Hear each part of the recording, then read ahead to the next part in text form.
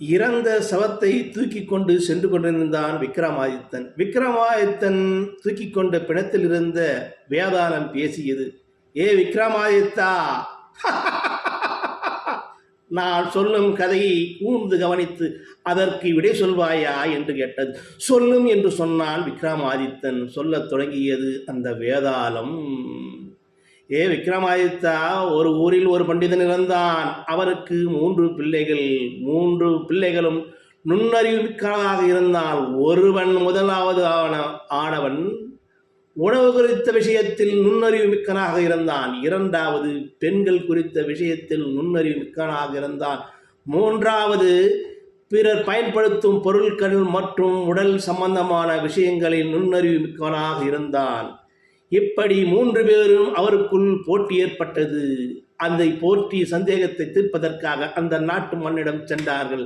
மன்னனிடம் முறையிட்டார்கள். மன்னன் சொன்னான், 3 சந்தேகத்தை நான் தீர்த்து வைக்கிறேன். முதலாவதாக இருப்பவனிடத்தில் உணவு குறித்த விஷயத்தில் ஆராயப் போகிறேன் என்று உணவிட்டான். அவன் முதலாவதாக வந்தவன், அந்த உணவு தேவையில்லை, இது பிணத்தின் சம்பந்தமாக இருக்கிறது, பிணம் தின்னும் உணவை நான் தின்பதில்லை என்றார்.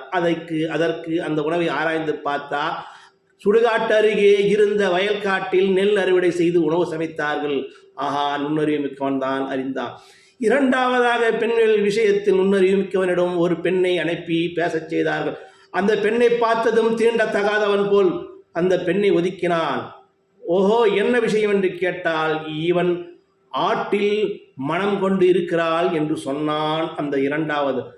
அப்படி என்றால் அந்த பெண் யார் என்று ஆராய்ந்து பார்த்தால், சிறுவது முதலே அந்த பெண் ஆட்டின் பால் குடித்து வளர்ந்தவளாக இருக்கிறாள். ஆஹா என்று 3வதாக இருப்பவனை சோதித்தான் அந்த மன்னன். ஒரு 7 அடுக்கு கட்டில் மெத்தையில் உறங்க வைத்தான். அவன் திடுக்கிட்டு துணுக்கிட்டு எழுந்தான் பாதி ராத்திரியில். மன்னரா, இது இந்த கட்டில் யாரோ வாசம் செய்திருக்கிறார்கள்.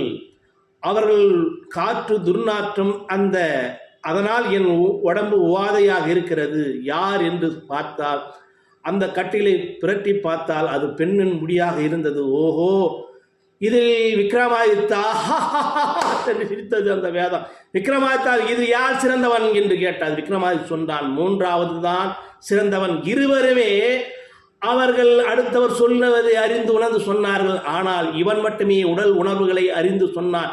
இவன்தான் சிறந்தவன் என்னது விக்ரமாதித்தன் சரியாக சொன்னாய் என்று அங்கிருந்து புறப்பட்டு சென்றது அந்த வேதாளம். வேதாளத்தை தோடி ஓடினான் விக்ரமாதித்தன். நானும் முடிக்கிறேன்.